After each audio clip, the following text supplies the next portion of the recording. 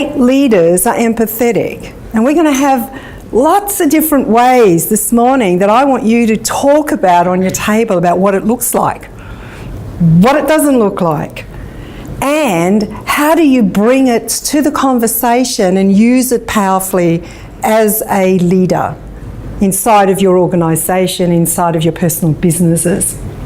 So, Michael told you a little bit about me.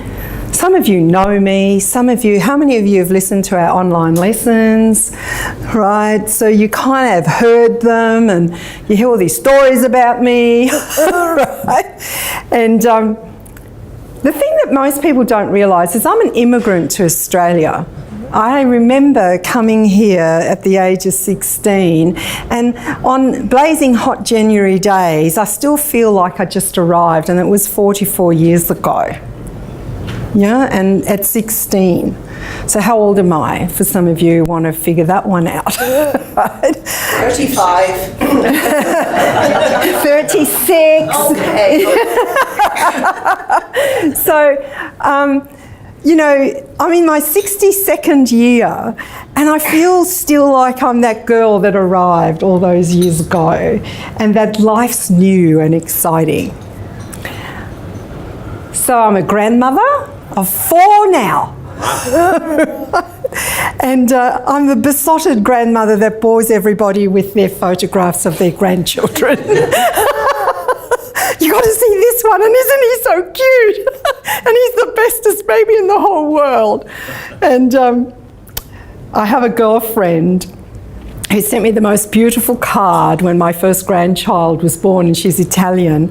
And she said there's a saying in Italian, child of my child is twice my child. And it's a wonderful sensation. You know, I love my 5 children, so what's your problem? Right? And my grandchildren are just something else. And if I look at the work that I do it for the future generations of this planet. I believe through leadership and leaders who are empathetic will change the world.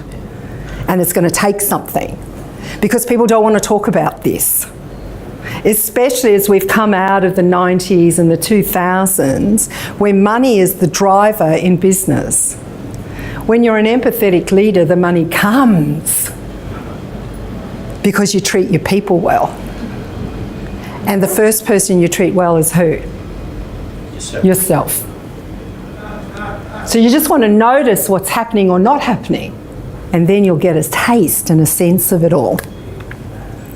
So I know that yesterday when I was with my team, I got a sense of who's in the room. And one of the things that I realised is that some of you haven't seen some of our basic models.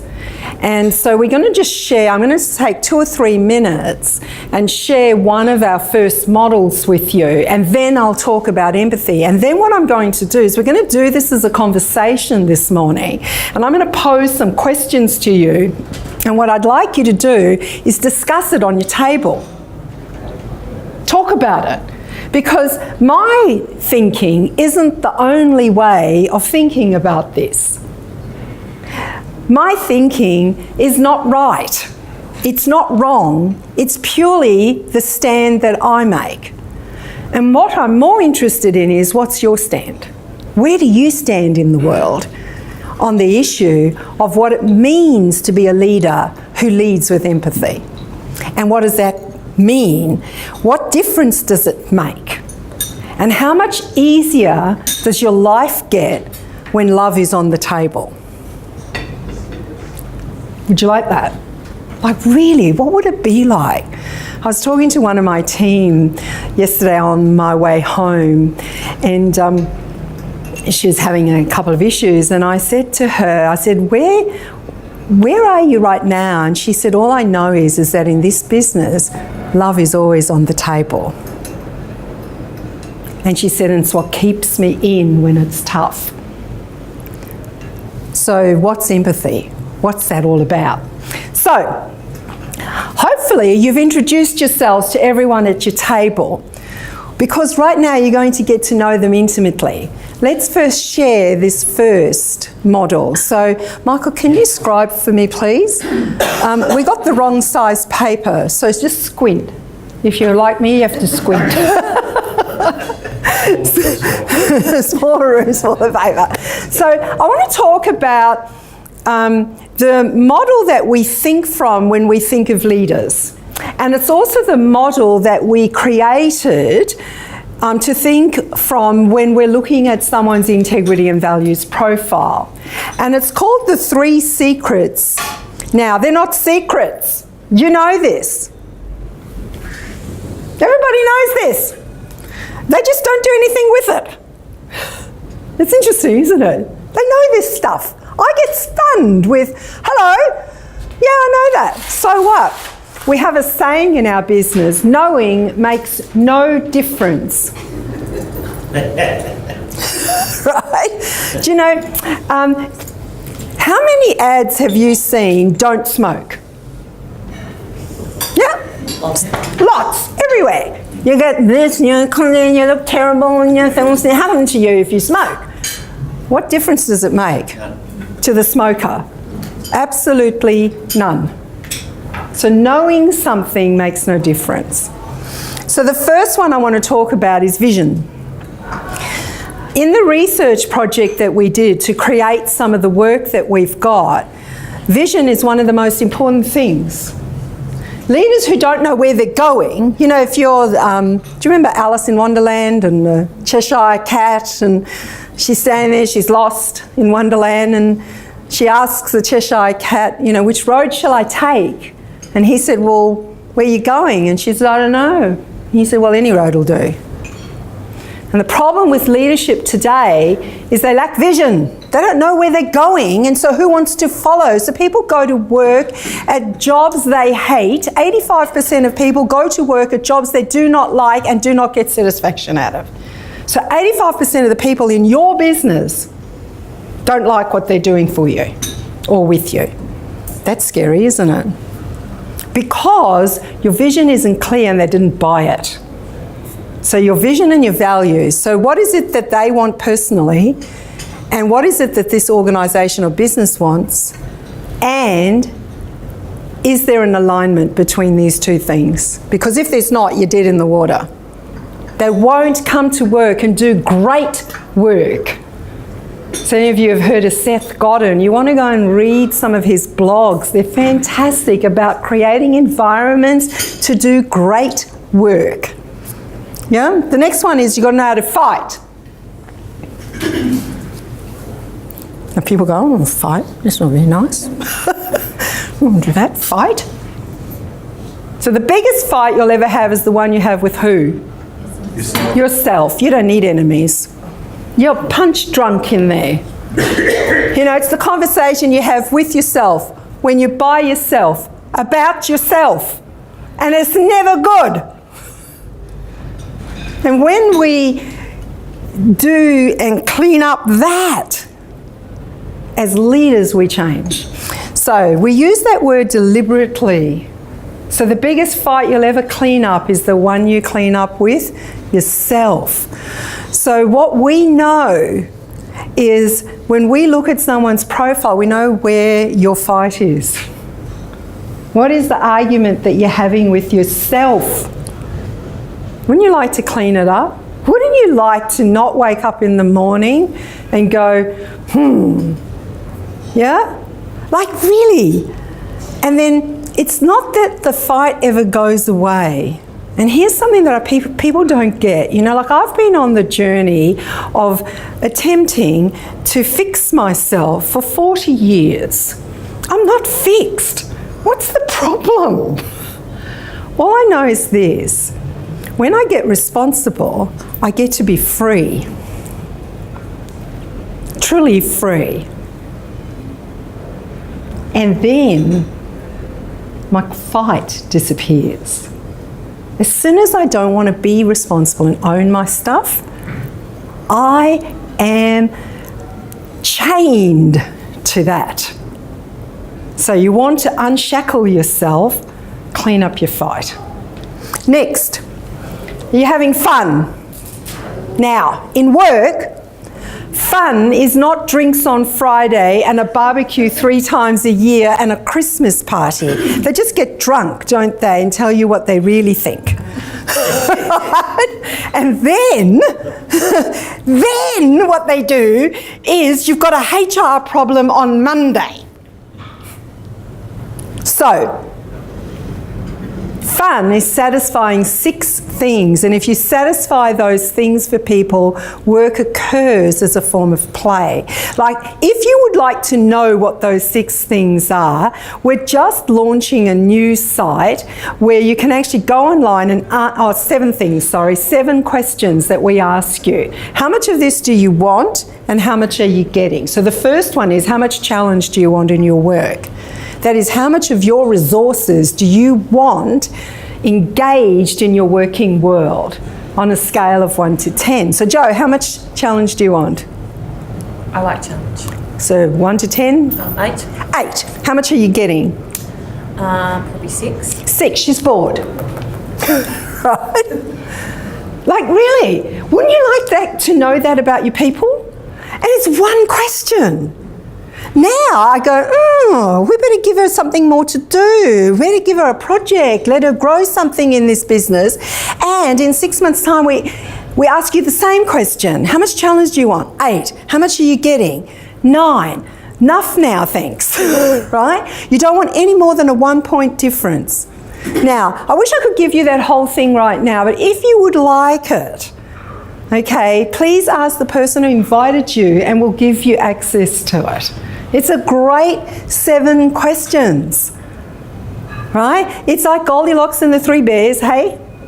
When she stole the porridge, the daddy bear porridge was what? Too hot. And the mummy bear porridge was too cold. And the baby bear porridge was what? Just right. You got to get it just right for your people. Right? No more than a 1 point. And spot on. If you wanted an 8 and you got an 8, you'd be happy. I can remember Jay, who works with me, about 6 years ago, we ask our people these questions every quarter.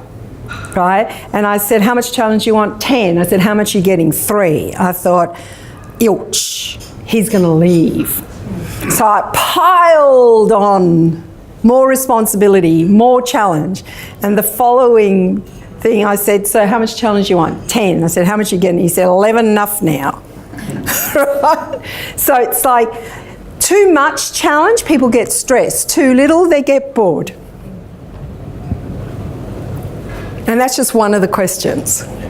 And there's 7 of them. If you want to know what they are, please ask. We're happy to send you the link to it. So I just finished writing the explanation yesterday on how to do it on the plane coming in on Sunday. Jay said, go on the plane. You have to go on the plane to do this with me.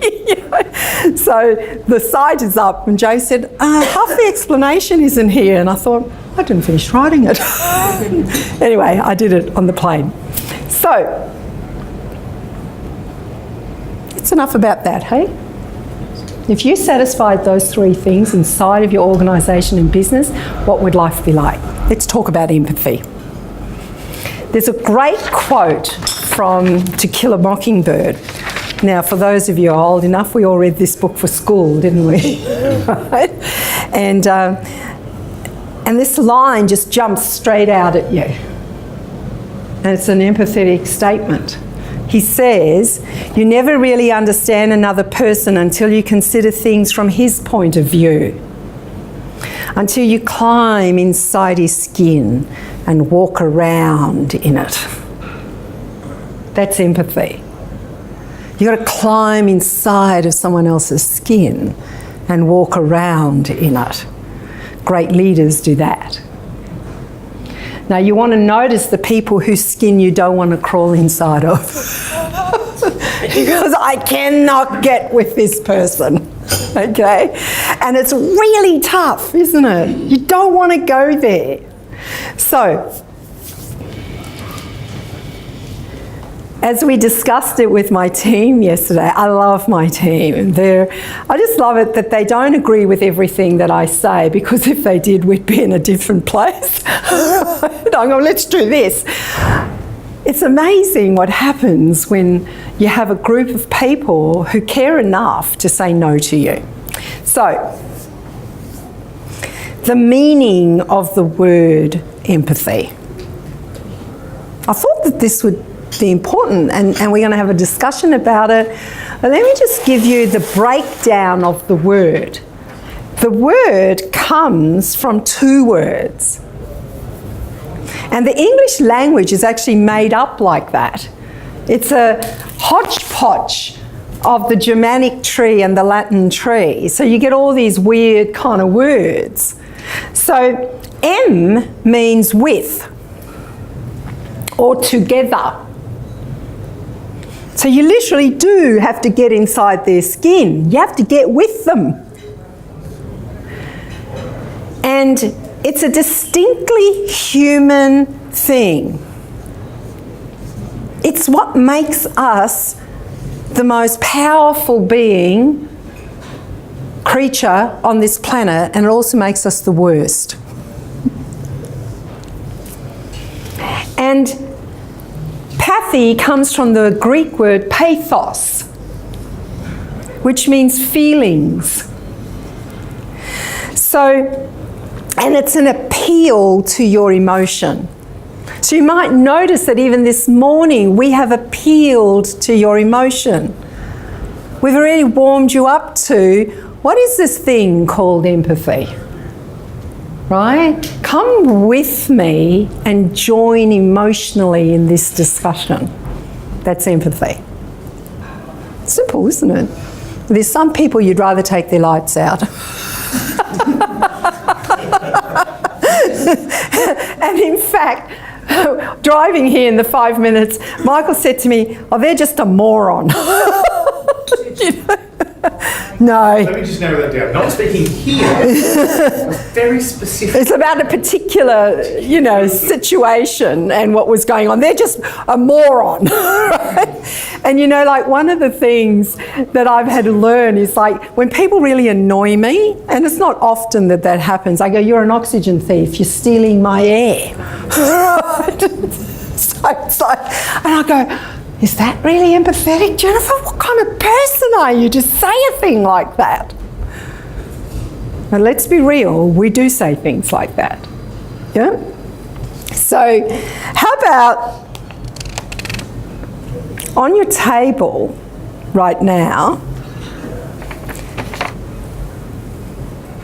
what is it that you're warmed up to inside of this conversation? What is it that's going, to you?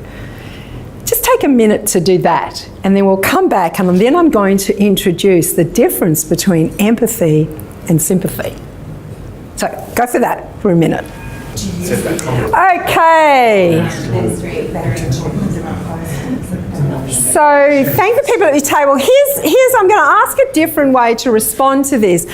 Who said something that you went aha to at your table? You went, yeah. What did you say? What did she say? She said something about in your industry in real estate where you're selling on behalf of the client, and her clients wanting to connect with their buyers. Yes. And the feeling of someone else enjoying the home as much as they did. So that was an aha moment for me. Yeah. And a lot of estate agents don't want the vendor and the buyer in the same room. Well, yeah, it's not even that. They don't really care.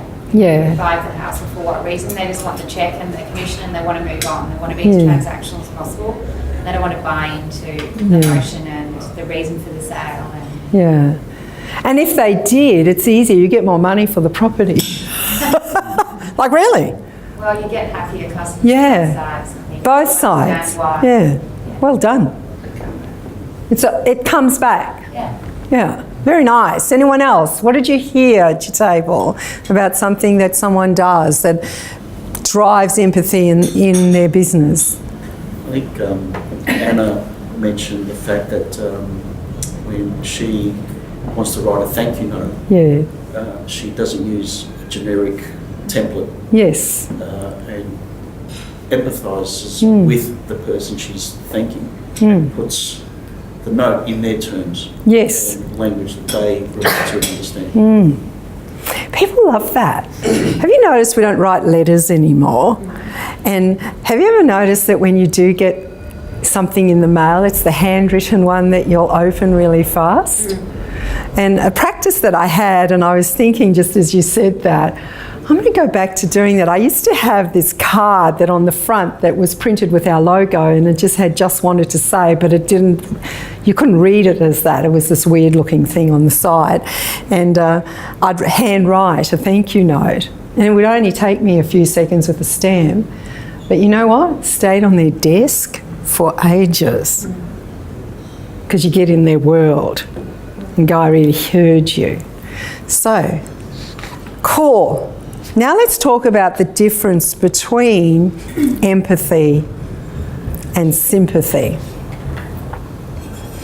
You know, empathy, as we've discussed, is to be with someone and emotionally connect with them, with an audience, with an individual.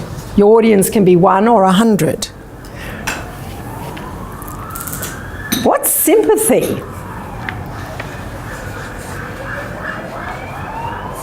So, what's a symbiotic plant? What do they do? Pardon? Feed off another. They feed, very well said. They feed off another. So empathy doesn't feed off you. No, symbiotic is that one invades the other, right? So symbiotic plants, like vines and things, the other plant don't get anything. They come in, put their roots into you and go like that, suck you dry. Have you been with people in your workplace and all they want to do is help everybody? Let me help you, Joe. You need help? Come on, let me help me. Let me suck you dry. So you won't get that. Like people don't get, do you need my sympathy if things are tough? No. No. Are you a big girl now? Mm-hmm. You can pull up your own undies. Good. Like really? We don't need people to come pull our underpants up. And when we attempt to do that to someone, what do you feel like when they want to be all over you like a rash? No, don't do it to people. Do not be sympathetic. I have zero sympathy. Zero. I have truckloads of empathy. Because this empowers, this disempowers. I take away your right to make your own free will and choice. How do you like that? If I'm sympathetic? Right? Because I am sucking you dry. So here we go. If I don't want to help you, if I say I want to help you, Lee, what does it make you? Reliant on you. Yeah. You now need me. Now, I'm going to be really mean to my industry, right? We're into helping people. And then I stand up in a room like this, and my people say, Jennifer, don't tell people that. I said, we're not interested in helping you. And they go, what? We're supposed to be helping people. I said, no, we're not. You don't need my help. Your life was perfectly okay before you ever came and had a chat to us. You get that? You don't need us. And I don't. You don't need us. Your life will go perfectly okay if you never spoke to integrity and values again. Do you get that? I promise you, it will. You will do well, your businesses will be fine. If you want it to be extraordinary, then maybe you'd have a conversation with us, because we're not interested in helping you. You don't need our help, you're perfectly okay. And when we get that, then we can empower you, not before. Does that give you a new way of looking at it? Sympathy says, I want to help you. Empathy says, let me empower you to do what you know you need to do and clean up that fight that you've got. Because that gives the power to who? You, not us. We're not the font of all infinite wisdom. Occasionally I have delusional moments where I think I am. Right? I'm completely delusional. So, does that give you a place to stand on these two ideas now? Totally different place. So, I'm going to be mean to all of you now. I want you to talk on your table for a minute. Who are the people you are trying to help in your business and you better stop? Go.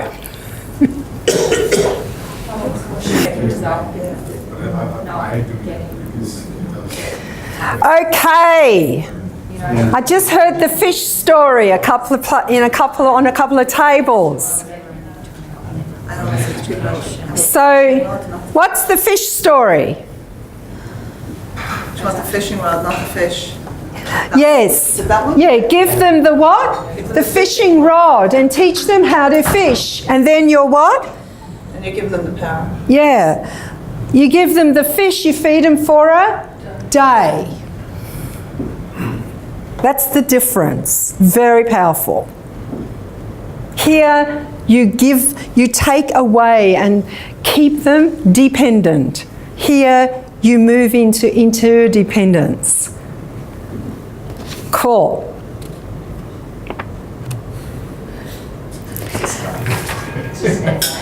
Pardon? Just saying, you might need one fish in the beginning to be able to stand up and hold the fish. Yes, we could give them one fish. And by the end, you teach them how to fish. You know?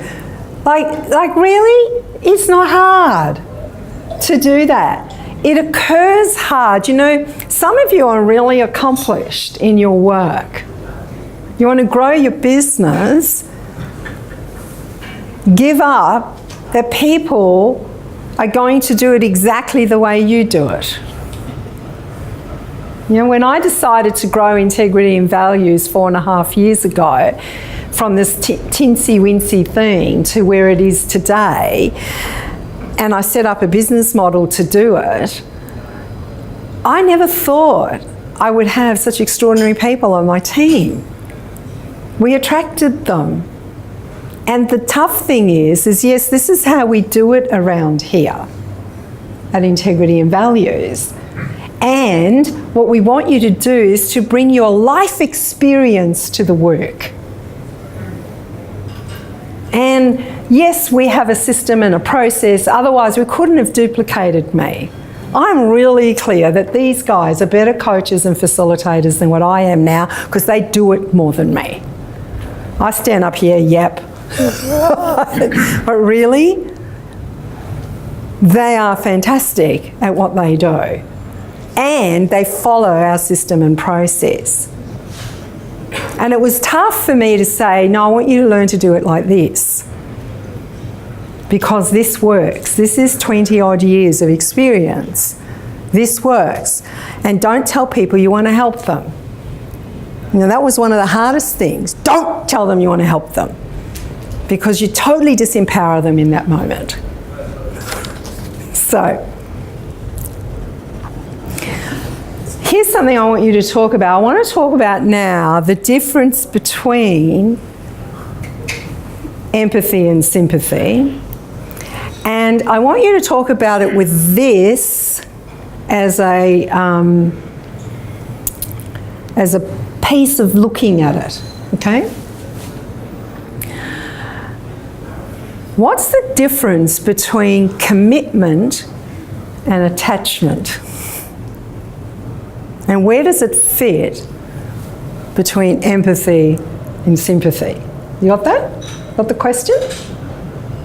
Yeah. What is the difference between commitment and attachment, and where does it fit in this model? Go, have a go. Okay. So what have we got as some distinctions here about this? What is the connection between attachment and commitment? And what is its relationship to empathy and sympathy? So what did you get? Hello? commitment is aligned with empathy. Yes. So if you're empathetic, you're what? You're committed to what? That person.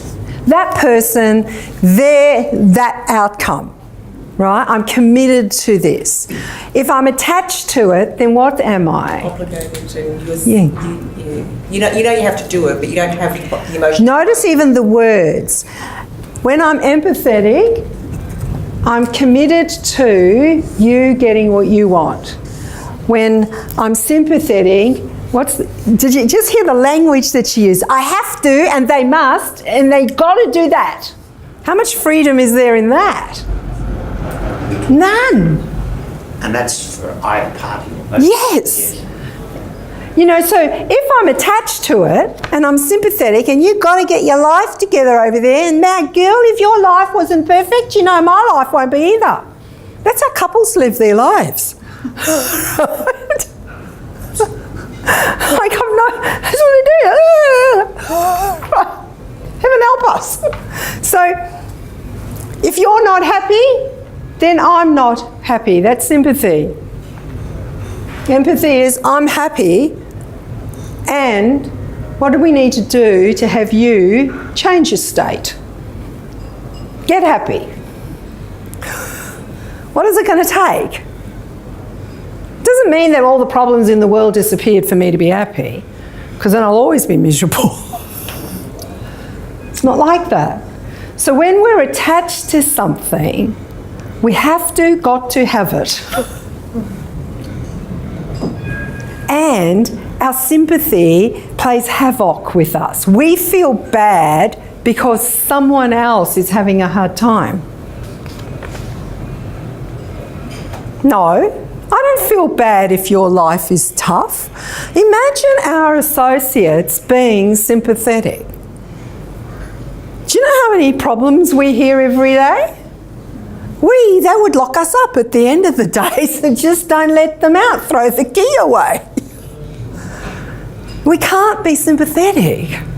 And as a leader, you can't be sympathetic. It will kill you. You can be empathetic though. I understand. I get it. This is tough. Now, what are you going to do about it? Not what am I going to do for you about it? How many of you have got other people's work on your desk? You're doing other people's work. Yeah. You're sympathetic. You know, they're having a hard time, so you take it off them. No. Give them a fish. Say, prick your finger on that hook. Do it again. Give them the fishing rod. Okay. When we're empathetic, we have a capacity then to be committed to an outcome. See here, do you want the outcome when you're attached? Absolutely. The methodology that you're using won't work. Whereas when you're committed and I'm empathetic, then the outcome transforms itself. You get to be empowered, or you empower your people to do what's necessary. That's the difference. So when people get that, you get to be free. Otherwise, you're enslaved to something. Here's something that I realised some time ago, is that when I'm attached, that is, I'm sympathetic and I want to help them, I'm no good to you, George. I'm no good to you. I can't serve you in any way because I'm attached. And so in that moment, learning to detach makes all the difference. And there's a great chapter in the book Codependent No More by Melody Beattie, chapter 5. It's a chapter that changed my life. I can still take you to the place. Like, I've read this book when it first came out over 26 years ago. And I read it for the first time 5 years ago. And I'm standing in Yarraville in the middle of Murray Street, and I'm listening to the book. So I've read it, now I'm listening to it, and I heard that for the first time. Detach with love. So if you're attached, how do you detach with love? Walk away, push against, ask for, and get committed to what you want. That's empathy. As a leader, when we don't have that in play, empathy with commitment to empower another, we get exhausted. How many of you are tired? You wake up in the morning and you're tired. You haven't even started the day. Now, by the way, for the women in the room, we will be worse at it because blokes can actually just shut down on this stuff. That doesn't mean they're empathetic. They're just in no man's land. They think that they've got it all handled. And that's why this subject, we can't talk about it. Oh, that's the women's touchy-feely shit. Oh, that's a technical term. Okay. Note to self, work out acronym. It's a technical term, okay? So, and I get like, excuse me, you just closed down, shut down. And you wonder what the heck is going on in the world. So, how many of you are getting something from this? Like getting like, how does this work? I mean, I've spent the last 6 months simply researching this. We measure it, and I know that it's the third thing that I look at on an integrity and values profile. It's the third thing I look at. I look at our impression management score, responsibility, and then empathy. And I know if they score well on those 3 things, right, in a particular range, that I've got someone that you can easily work with. What's the first one? Our impression management score, which is the balance. Now, the impression management queen is Anita over there, right? So if you've got a high impression management score, you're running around trying to make everybody like you and being very nice to them and helping them. How's that going? Yeah, so some of you have done your profiles. If you had a high impression management score, she's the high impression management queen. She'll nail you on it, right? Because she's really good at giving people feedback about it. Because we don't want to know that about ourselves, do we? We actually don't. This is dark and dirty. It's ugly. And then we dress it up like a fairy. And go, oh, look, I've got fairy wings. I love everybody. And blokes do it too. They don't want to own that one. Run around impressing everybody. How does that go? Alternatively, here on our profile, you want to score in leadership a 4, a 3, a 4, or a 5. You score less than 3, you become toxically critical of yourself and others. You score more than that, and you become sympathetic and want to run around helping everybody. Now, we know that. We've done 15,000 of these things. We know that. We've got evidence that that's how it works. Then we look at responsibility. You can't be empathetic if you're not what? Responsible.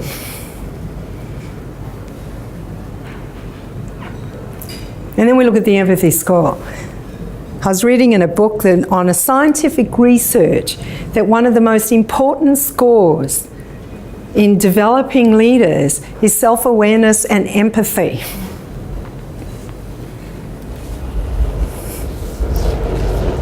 Okay. Now I want to have another conversation with you about empathy. If I'm empathetic, it does not mean agreement. Doesn't mean I agree with you. Doesn't mean you're right. And it doesn't mean you're wrong either. It just means I don't agree. Or I understand that it's tough. So let's just list down, let's just call this out. What's the language of empathy? I've given you some of it this morning. What comes out of your mouth when you're pressing in to hold someone accountable, what's the language of empathy? Understand. I understand. Cool. Acceptance. Accepting their state. Accepting their Well, position. so how about this? In what way are you accepting? You see, if empathy is not agreement, Accepting their view for who they are. yes. Rather than saying that's mine, I acknowledge that that's your view, that's your So opinion. it's not accepting, it's I acknowledge. Yeah, so that's that. probably, yeah. It doesn't mean I accept it. I just acknowledge it. Because let's say, have you ever had an experience as a leader, and someone wants something from you in the business, okay? And you know definitely you ain't going to give it to them. If you accept what they just said, they think you just said yes. Have you ever had that experience where you said yes? No, I didn't. I didn't say yes at all. Because you did accepting rather than acknowledgement. Cool. What's another one? What's another form of language that keeps you in the realm of empathy and not sympathy?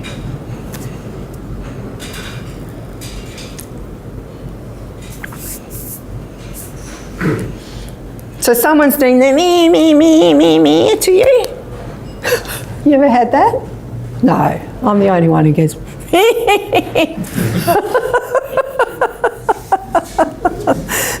Or I spit the dummy and I'm not talking to you anymore. Have you ever had people do that to you? Yeah, they do it very sophisticated now. Because HR will come and get you if you don't do it right. And tell you you're doing whatever, right? Who knows? Like we've actually got laws about now, let people spit dummies. I call it the let people spit dummies law. Because if you say anything, they'll accuse you of what? Bullying them. Well, I want to do a bit of reverse bullying. I'm going to write an article called Reverse Bullying, How to Keep Your Leaders in Check. You don't do what I want, I'll report you.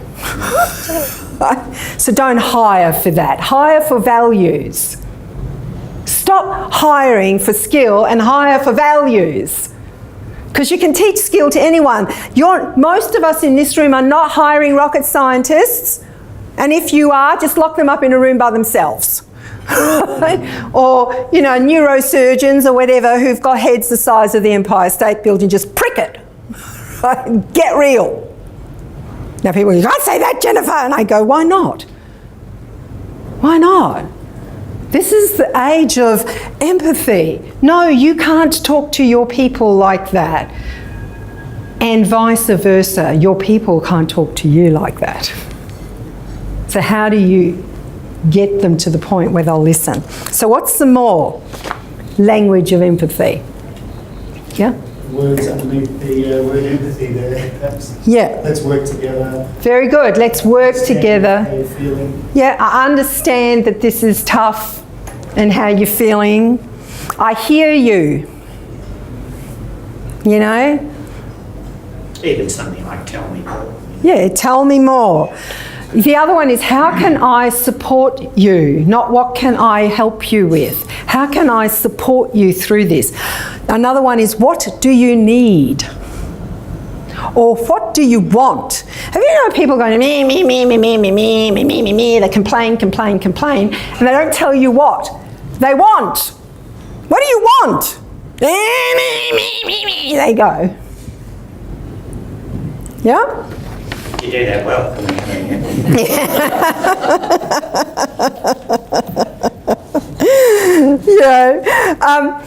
One that I like to do, this is one of my favourites, okay, when I'm being empathetic. I sit there and I go, okay, because there's part of me, how many of you are sitting there listening to and what you really want to do is go, oh, get a life. And you can't do that. You've got to go, hang on a second, this is a human being that deserves my love and attention. So one of my favourites is to go, so what now? And then I zip it. Because where does it put the ownership now? Over there. I love that. I go a lot. I go and then I zip it. It's a good one, isn't it? You just go People go, what does mean? It doesn't mean anything. It just means, I don't know what to say now, so I'll just go Because if I say anything right now, I could say something that doesn't move this forward. So, is a good one. What now? Or what do you want? I get it. This is tough. Now, here's the most powerful empathetic word on the planet. Do you want it? You really? You want to write this one down? No! It's the most powerful empathetic word on the planet. No! It's amazing how we don't say that word. We go, we're having conniptions in here. No is a good word. No. I said no. What? How many of you have children? Yeah, most of us in the room.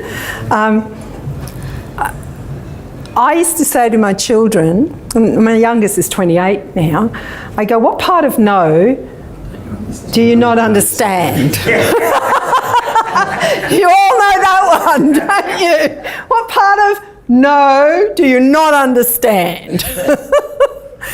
Who just realised they're an empathetic parent? Who realised that you're a loving parent?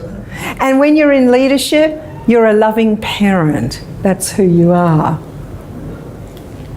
That's the role. It's the loving, empathetic parent who knows the word no. Have you noticed that some of these parents that I see today with their kids in the coffee shop, in the pram, throwing 3-year-old tantrums, and the parent is throwing the tantrum and the child is throwing the tantrum, and I'm going, what did you get away with when you were a child?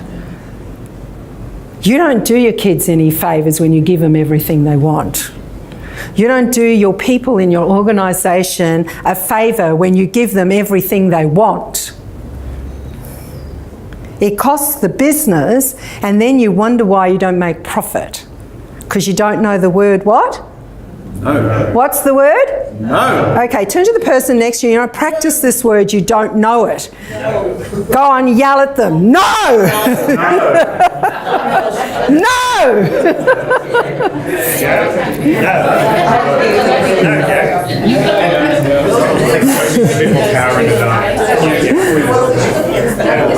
Just don't want to explain, isn't it? At the end of the day, you have to But I also learned to use. Okay, so you all know the word no. You got that word? When I don't know what's going on and someone's made a request of me, my answer is no, until I figure it out. And our people come in and out of our offices, come to our desks, and they make requests of us. If we don't understand exactly what they want, the answer is no.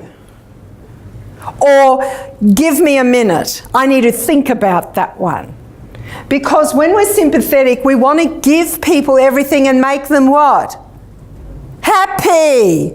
In fact, we add to their misery. Do we want to make them happy or make them go away? Well, that's a good one. Yeah, we say yes when we want them to go away. I don't want to have to deal with this. Wouldn't it be good? Yeah. Sorry? Yourself. Who's that sympathetic to yourself. Yeah. See, when you're sympathetic... problem? No. No. Good point. Okay, so when we're sympathetic, so this gorgeous lady here is revolutionising how women have children today. Not physically, but Well, the birthing process. Yeah. She's not actually doing all the births, right? And, you know, when a woman is in deep throes of labour, knows one of the most important things that a midwife says to her. Yeah? Not the husband, though. No, he doesn't count. He doesn't count at that point. He's usually sitting, or the partner's sitting there on the side going, "Aah!" like that. It's equally important to say no to the partner, though. Yes. So no is a really important thing, and it comes inside of, I'm experienced and I know what I'm doing. So as leaders, gain the muscle of no. It's a muscle that you flex. And it's the most empathetic word you could ever learn. Now, I want to give you some perspective. One of the pictures that is flying around the internet at the moment on asylum seekers is the baby on the beach. Have you seen it? Or the baby held by the guy in the boat, German rescue, and the baby is dead. What is that? It's a what? It's tragedy. So we see one child and it's what? A tragedy. 2,500 people have died in the Mediterranean alone. That becomes a statistic. So until we connect with you personally, we're in the empathy, you know, we're in the sympathy world of 2,500. Oh, that's so terrible. When we connect with one child, we can get empathetic. So empathy actually has a scale. That's interesting, isn't it? It has the scale. And the scale is, don't give me too much, because then you just become a statistic. You know, how many million Jews were killed in the Second World War? It was genocide. We can't be with it because there were so many. You meet a Jewish person whose family got killed. Now we can empathise because we can be there in the one. So empathy has this scale. You become a statistic if it's too big, and it becomes sympathetic. You want to notice that. When you make it bigger than what it is, you will fall here. If you keep it in, you'll stay there. It's quite a powerful way of looking at it, isn't it? So 2,500 is statistic. One baby in the arms of a man and the child is dead. It becomes a global tragedy. There was only one because we can only cope with that. We can't cope with 2,500. It is an absolute assault on our senses. So as a leader, it's how I connect with you as an individual that makes all the difference. Yeah, I can connect with you in this moment. It's very difficult even to connect with 18 of you all at once, because it calls for a lot. Yeah, and then what the sympathy does, it literally sucks you dry and you feel exhausted by it all. Empathy allows you to grow together. Cool.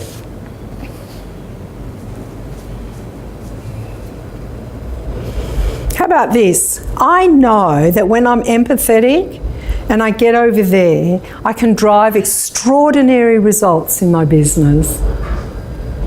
Extraordinary results. Because I'm with you. What is it that you want? What are your dreams, goals and aspirations inside of the organisation that you work in? What are the dreams, goals and aspirations of the people that you work with? Now connect those dots and empathetically hold someone up against what they said they wanted and then give it to them. If you did that, you change the world. Empathy has the capacity as leaders to change this world, and you will become a game-changing leader then, and it'll take something. You'll have to give up all the current prejudices that you have.